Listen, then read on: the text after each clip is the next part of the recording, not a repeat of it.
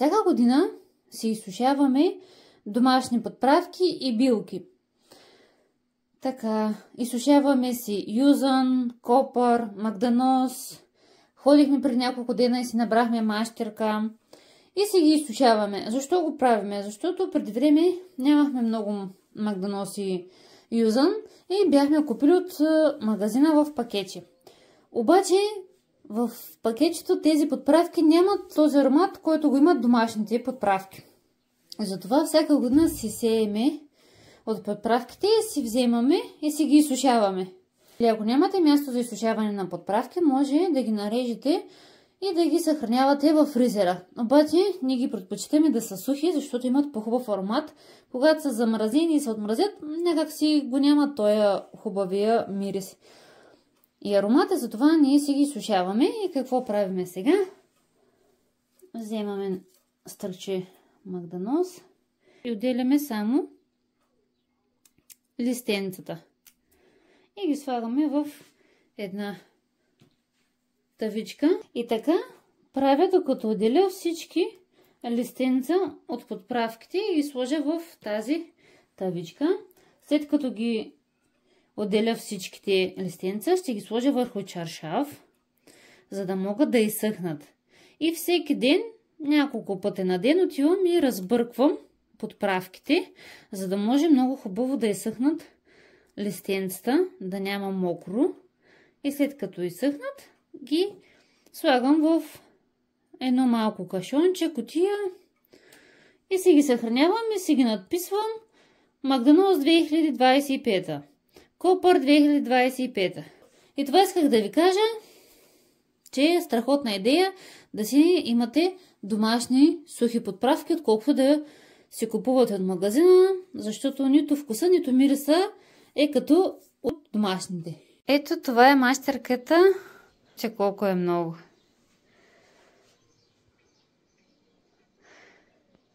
И я изсушаваме в една от стаите и мирише стаята на страхотно. Готови сме, отделихме листенцата на магданоза от стъблото, както и от копъра. И сега ще ги разпрострем, за да може да изсъхнат. Ето е така. Сега започвам с магданоза. Малко да ги отделя, че да не се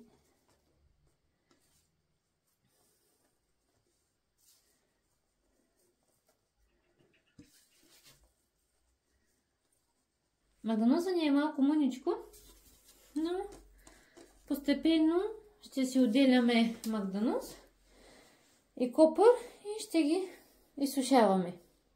Не е казано на един път всичкото. Важното е малко по малко да вземаме, да ги отделяме, да ги изсушаваме и да си имаме за зимата.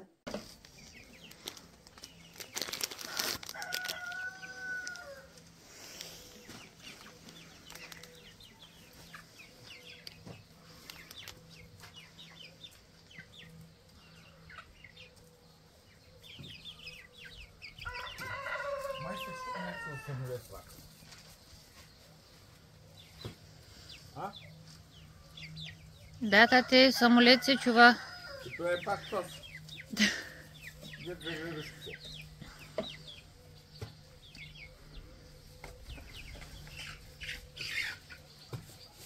Не се бийте. Що се бийте, а?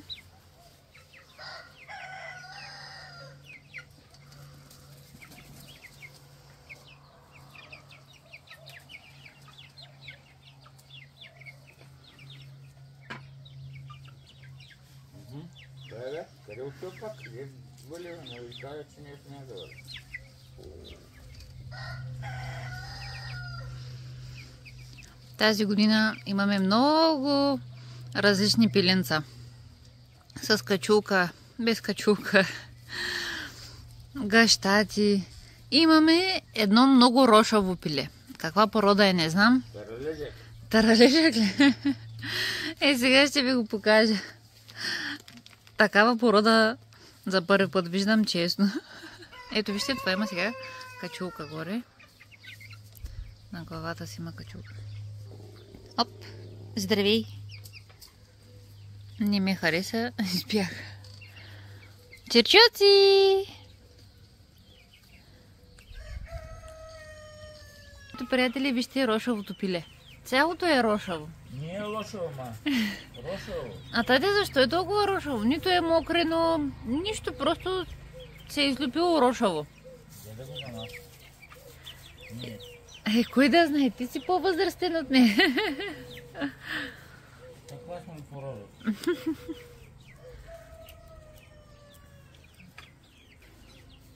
Хапът си тревица.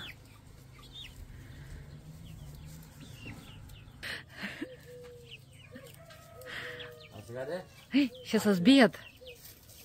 Отказа. Той е рошово и гащата и качулато, всичко. И сега ще ви покажа. Така, и сега съм в градината да ви покажа червените доматита на моите родители. Ето, погледнете, това е единият сорт. Сега ще ви покажа и другия. Ето го и другия. И да ви кажа, днеска ще си хапнем първите доматенца. Нямам търпение да си ги похапна. Сега искам да ви покажа и зелената, която правят моите родители.